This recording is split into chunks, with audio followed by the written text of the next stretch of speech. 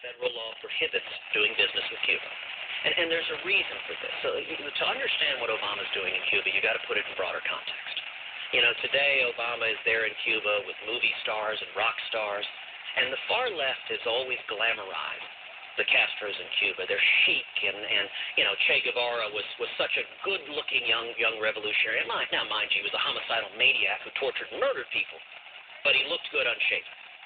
And, you know, as Barack Obama is sitting there sipping mojitos with brutal communist dictators, he can't be bothered to meet the dissidents. He can't be bothered to visit with the ladies in white. He can't be bothered to hear the screams of oppression.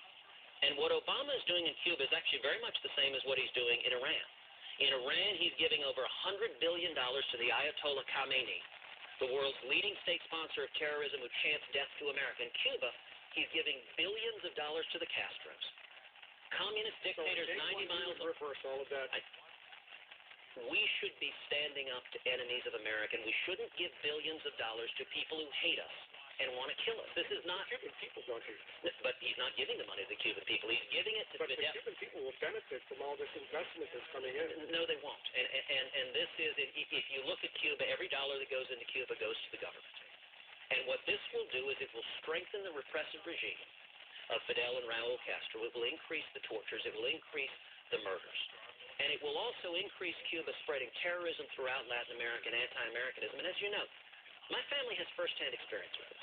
My dad was imprisoned and tortured by Batista in Cuba. And my aunt, my tia Sonia, was imprisoned and tortured by Castro's goons. And, you know, a couple of years ago, I had the privilege of meeting with Natan Sharansky, the famed Soviet dissident. We met in Jerusalem. And Sharansky described how in the Gulag, when Reagan was president, that they would pass from cell to cell notes.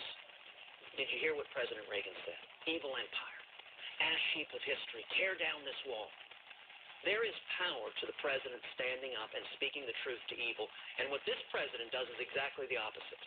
He abandons our friends, and he shows weakness and appeasement. He gives billions of dollars to our enemies who hate us. It's exactly backwards. Let's talk about miracles.